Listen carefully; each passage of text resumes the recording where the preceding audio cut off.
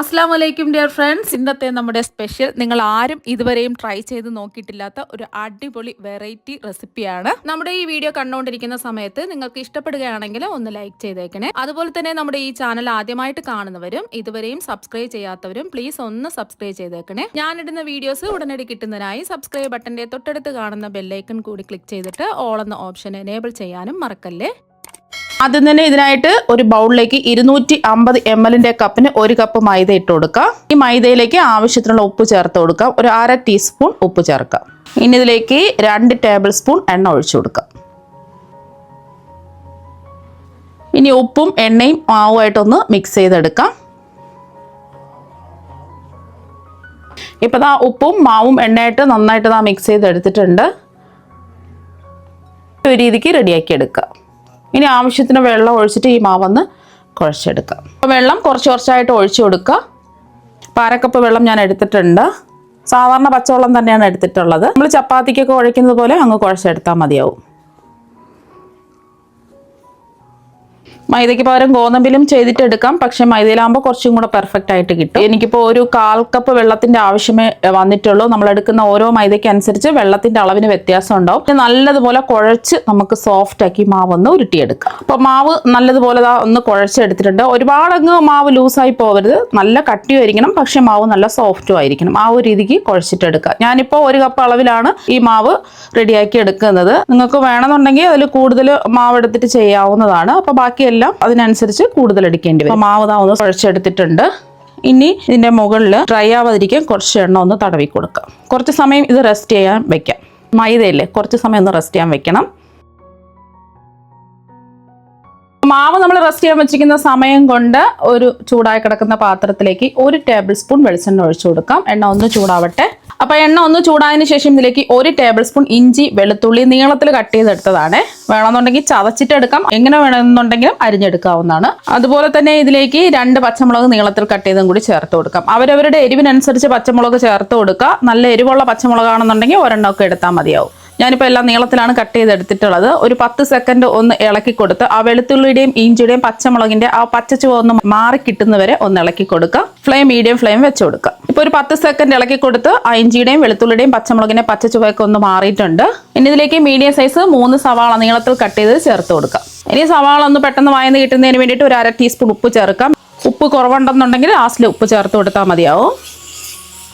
സവാള അങ്ങ് ഒരുപാട് വാടി ഗോൾഡൻ നിറമൊന്നും ആവേണ്ട ആവശ്യമൊന്നുമില്ല. ജസ്റ്റ് ഒന്ന് വാടി കിട്ടിയാൽ മാത്രം മതി.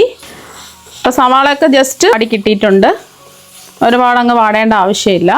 ഇനി ഇതിലേക്ക് ഒരു 1/2 കപ്പ് ക്യാരറ്റ് ഗ്രേറ്റ് ചെയ്ത് ചേർക്കാം. ക്യാരറ്റിൻ്റെ പകുതി ക്യാരറ്റ് ഗ്രേറ്റ് ചെയ്ത് എടുത്തിട്ടുള്ളതാണ്. അതുപോലെ തന്നെ ഒരു 1/2 കപ്പ് ക്യാബേജ് ഗ്രേറ്റ് ചെയ്ത് കൂടി ചേർത്ത് കൊടുക്കാം. അപ്പോൾ ഇതെല്ലാം ഒന്ന് വാടി കിട്ടിയാൽ മതി, ഒരുപാട് വേവൊന്നുമില്ല. അപ്പോൾ ക്യാരറ്റും ക്യാബേജും ഇട്ട് കൊടുത്ത് ജസ്റ്റ് ഒന്ന് വാടി കിട്ടിയിട്ടുണ്ട്. ഇനി ഫ്ലെയിം ഒന്ന് കുറച്ച് വെച്ചിട്ട് ഇതിലേക്ക് പൊടി ഐറ്റംസ് ഒക്കെ ചേർത്ത് കൊടുക്കാം. 1/4 ടീസ്പൂൺ മഞ്ഞൾപ്പൊടി, ഒരു 1/2 ടീസ്പൂൺ മല്ലിപ്പൊടി, ഒരു 1/2 ടീസ്പൂൺ മുളക് പൊടിയും കൂടി ചേർത്ത് കൊടുക്കാം. ഇതിൽ പച്ചമുളക് ചേർത്തിട്ടുണ്ട്. അപ്പോൾ അത് നോക്കിയിട്ട് മുളക് പൊടി ചേർത്ത് കൊടുക്കാം. ഞാനിപ്പോൾ എടുത്തിട്ടുള്ളത് കാശ്മീരി മുളക് പൊടിയാണ്. അധികം എരിവൊന്നുമില്ല. എരിവുള്ള മുളക് പൊടി ആണെന്നുണ്ടെങ്കിൽ ഒരു 1/4 ടീസ്പൂണൊക്കെ ചേർത്ത് കൊടുത്താൽ മതിയാവും. ഇനി ഒരു 1/4 ടീസ്പൂൺ കുരുമുളക് പൊടി ചേർക്കാം. ഇനി ഒരു 1/2 ടീസ്പൂൺ ഗരം മസാല പൊടിയും കൂടി ചേർത്ത് കൊടുക്കുക. ഇതെല്ലാം നന്നായിട്ടൊന്ന് ഇളക്കി കൊടുക്കാം. നിങ്ങൾക്ക് ഇഷ്ടമുള്ള വെജിറ്റബിൾസ് ഒക്കെ ചേർക്കാവുന്നതാണ്. ഞാനിപ്പോൾ തക്കാളി ഒന്നും ഇതിൽ ചേർത്തില്ല. തക്കാളി ചേർക്കേണ്ട ആവശ്യമില്ല. പൊടിയുടെ പച്ചമണം മാറി കിട്ടുന്നവരെ ഒരു 10 സെക്കൻഡ് ഒന്ന് ഇളക്കി കൊടുക്കാം. ഒന്ന് ഇളക്കി കൊടുത്തതിന് ശേഷം നമുക്ക് കുറച്ച് മല്ലിയില കട്ട് ചെയ്തും കൂടി ചേർത്ത് കൊടുക്കാം. ഇപ്പോൾ മല്ലിയില ഇല്ലാന്നുണ്ടെങ്കിൽ കറിവേപ്പില ചെറുതായിട്ട് കട്ട് ചെയ്ത് ചേർത്ത് കൊടുത്താലും മതി. ഒന്ന് ഇളക്കി കൊടുത്താൽ മതി. അപ്പോൾ ഇതുപോലെ ഒന്ന് ഇളക്കി കൊടുത്തതിന് ശേഷം നമുക്ക് ഫ്ലെയിം അങ്ങ് ഓഫാക്കാം. ഉപ്പൊക്കെ കറക്റ്റ് ആണോ എന്നൊന്ന് ചെക്ക് ചെയ്ത് നോക്കാം. ഞാനിട്ട് കൊടുത്ത ഉപ്പ് കറക്റ്റാണ്. ഉപ്പ് കുറവാണെന്നുണ്ടെങ്കിൽ കുറച്ച് ഉപ്പും കൂടി ചേർത്ത് കൊടുക്കുക. എനിക്കിപ്പോൾ കറക്റ്റ് അളവിനുള്ള ഉപ്പാണ് ഞാൻ ചേർത്ത് കൊടുത്തിട്ടുള്ളത്. ഇതിൻ്റെ ചൂട് മാറാൻ വേണ്ടിയിട്ട് നമുക്ക് മാറ്റി വയ്ക്കാം.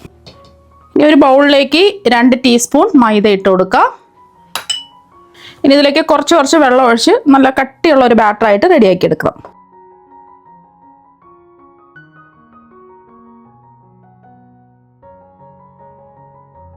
കട്ടകളൊന്നും ഇല്ലാതെ ഇതാ ഒന്ന് കറക്കി എടുത്തിട്ടുണ്ട്. ഇതിവിടെ ഇരിക്കട്ടെ. നമ്മൾ മാവ് റെസ്റ്റ് ചെയ്യാൻ വെച്ചിട്ട് അരമണിക്കൂറായി. നമ്മൾ ഫില്ലിങ് തയ്യാറാക്കി എടുത്ത സമയം മാത്രമേ മാവ് റെസ്റ്റ് ചെയ്യാൻ വെച്ചിട്ടുള്ളൂ. ഇനി ഒന്നുകൂടി ഈ മാവ് ഒന്ന് കുഴച്ചെടുക്കാം. ഇപ്പോൾ കണ്ടില്ലേ, മാവ് കുറച്ചും കൂടെ ഒന്ന് സോഫ്റ്റ് ആയിട്ട് മാറിയിട്ടുണ്ട്. അപ്പം നല്ലതുപോലെ ഇതാ ഒന്നുകൂടി കുഴച്ചെടുത്തിട്ടുണ്ട്. കൗണ്ടർ ടോപ്പിൽ വെച്ചിട്ടോ അല്ലെങ്കിൽ ബൗളിൽ വെച്ചിട്ടോ നല്ലതുപോലെ ഒന്ന് കുഴച്ചെടുക്കുക. ഈ മാവ് 3 ഒരേ വലിപ്പത്തിലുള്ള ഉരുളകളാക്കി മാറ്റാം. അപ്പോൾ 3 ഒരേ വലിപ്പത്തിലുള്ള ഉരുളകളാക്കി ഇതാ ഉരുട്ടിയെടുത്തിട്ടുണ്ട്. നമ്മൾ ഉരുട്ടിയെടുത്ത മാവ് മൈദയിലിട്ട് ഒന്ന് കോട്ട് ചെയ്തെടുക്കാം.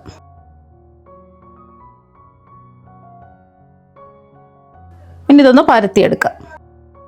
നമ്മൾ മൈദയിൽ കോട്ട് ചെയ്തെടുത്ത മാവൊന്ന് പരത്തിയെടുക്കാം. ചപ്പാത്തിക്കൊക്കെ പരത്തിയെടുക്കുന്ന പോലെ അങ്ങ് പരത്തിയെടുത്താൽ മതി.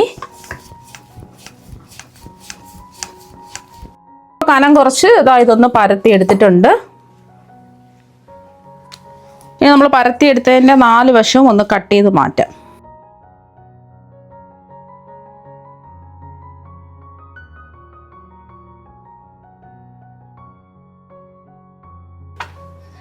മാവ് നമുക്ക് മാറ്റാം. ഇനി വീണ്ടും ഇതിനെ 2ആയിട്ടൊന്ന് കട്ട് ചെയ്യാം.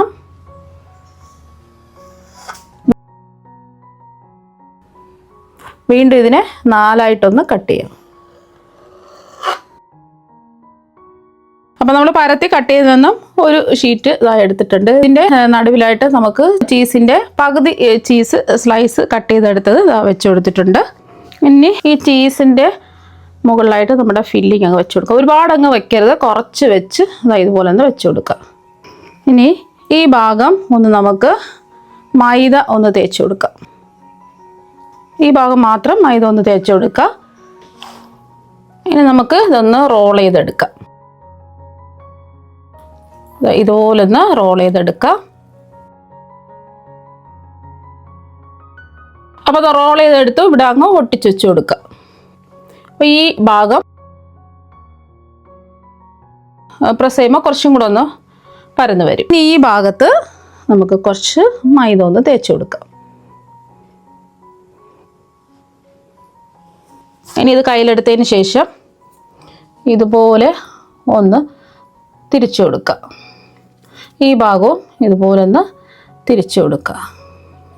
അപ്പോൾ ഈ ഒരു രീതിക്ക് ചെയ്തിട്ടെടുക്കുക. 2 വശവും ഫോർക്കൊന്ന് ഡിസൈൻ ചെയ്ത് കൊടുക്കുക.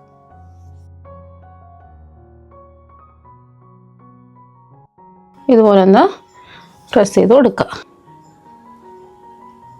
മറുവശം ഇതുപോലെ ചെയ്തിട്ടെടുക്കുക.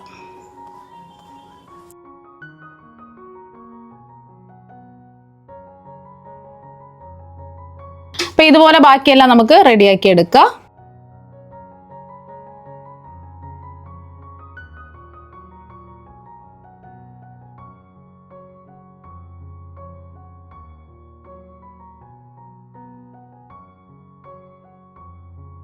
ഇപ്പോൾ അതെല്ലാം സിപ്ലോ കവറിലാക്കിയിട്ടുണ്ട്. ഇനി ഇതുപോലെ ഒന്ന് പ്രസ് ചെയ്ത് ഇത് ക്ലോസ് ചെയ്ത് കൊടുക്കാം. ഇത് ഫ്രീസറിൽ വെച്ചിട്ട് ആവശ്യാനുസരണം നമുക്ക് ഫ്രൈ ചെയ്തെടുക്കാവുന്നതാണ്. ഇതുപോലെ ടൈറ്റ് ചെയ്ത് ക്ലോസ് ചെയ്ത് വെക്കുകയാണെന്നുണ്ടെങ്കിൽ ഒരു 2-3 ആഴ്ചയൊക്കെ നമുക്ക് ഫ്രീസറിൽ സൂക്ഷിച്ച് വെക്കാൻ പറ്റും. ഒരു കേടും വരില്ല. ആവശ്യത്തിന് മാത്രം എടുത്ത് ഫ്രൈ ചെയ്തെടുത്താൽ മതി. ഇപ്പം ഞാനിത് അരമണിക്കൂർ ഫ്രിഡ്ജിൽ വെച്ച് സെറ്റ് ചെയ്തിട്ട് ഇതായി എടുത്തിട്ടുണ്ട്. ചൂടായി കിടക്കുന്ന എണ്ണയിലേക്ക് ഓരോന്നായിട്ടിട്ട് ഫ്രൈ ചെയ്തെടുക്കാം.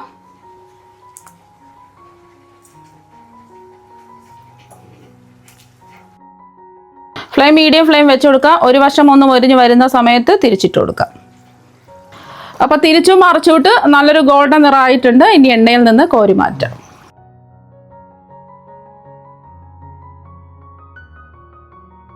ബാക്കിയിരിക്കുന്നതും ഇതുപോലെ തന്നെ ഫ്രൈ ചെയ്തെടുക്കാം.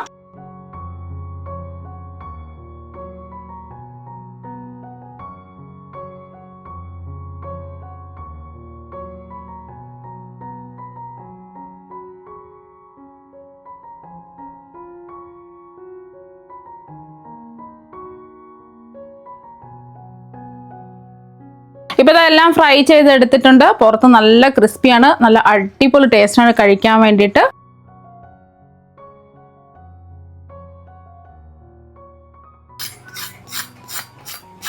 ഇനി ഇത് മുറിച്ചും കൂടെ കാണിച്ചു തരാം.